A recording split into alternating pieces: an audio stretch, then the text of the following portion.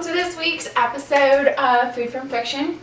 We're going to do Anatole, and we're going to make Brie en Croute because I think it's perfectly fitting and because there's a lot of cheese in this book. If you've never read this book, it's kind of, well, it's a children's book, it's a picture book. It won the Caldecott in like the 40s or 50s. And I think it's the inspiration, the like birthplace of Ratatouille, if you watch that. So it's my father's favorite picture book, so we read it a lot as children. It's about a mouse who doesn't want to steal in order to feed his family, and he becomes the head cheese tester in France. It's absolutely delightful and I love it. Alright, Brie en Croute, if you don't know what that is, it's the Brie cheese that's wrapped in puff pastry and it's just delicious. So I cheated and I got pre-made puff pastry. A different episode we'll actually make our own puff pastry. And I have thawed it out, but it's still chilly because you don't ever want puff pastry to become warm. Otherwise all the layers and the collapse because the butter has melted out. That's no good. Nobody needs that.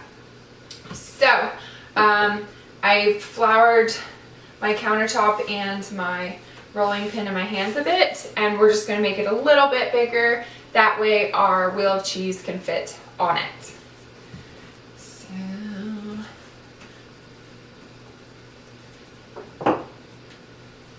This counter is not necessarily the best for working pastry or rolling really anything out because it's got tiles, so that means nothing's ever really flat.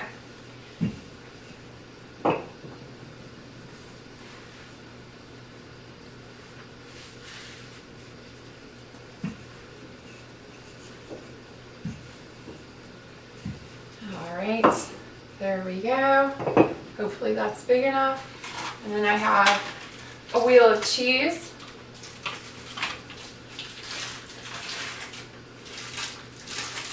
Okay, so my wheel of cheese has a slice missing in honor of our little mouse friends who like to eat cheese.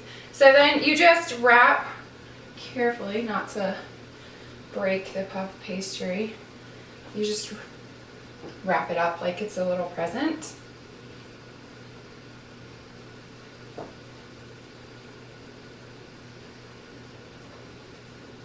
Just make sure it's form-fitting.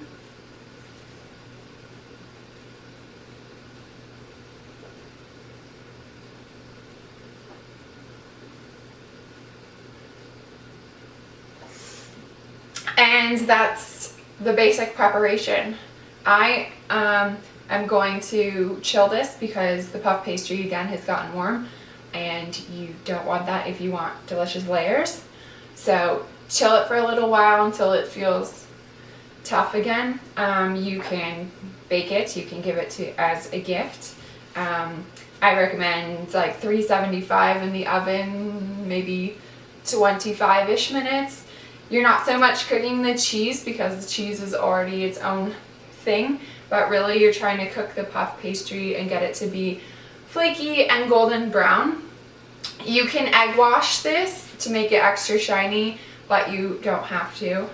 And when cutting into it, give it a little time to like cool down, otherwise there'll be molten cheese everywhere, which is fun but also really painful. So I'm going to put this in the fridge and chill it. And that's how you make a super easy Brie en Croute. Obviously you can put crazy flavors in there and like do things to your cheese, and people put jam and nuts and all sorts of interesting things. I'm not going to because I like to add it bite by bite. So that's today's project. Anatole.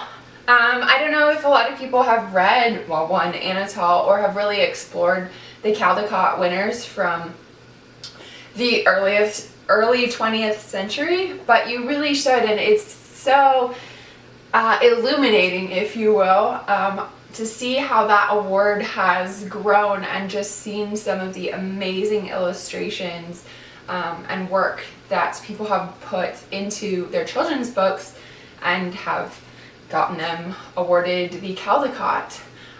Here in Corrales, the elementary school has a Caldecott club for the young kids to read as many Caldecott books as they can, and I think that's wonderful. So our books have the Caldecott sticker on the side in case you wish to explore some of the amazing illustrations and stories that the Caldecott winners have, whether you're an adult or a kid.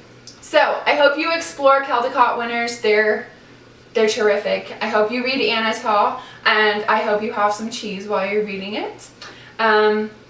What Caldecott winner is your favorite? Is there a different kind of cheese that I should use? Experiment with? You know, I'd love to hear from you.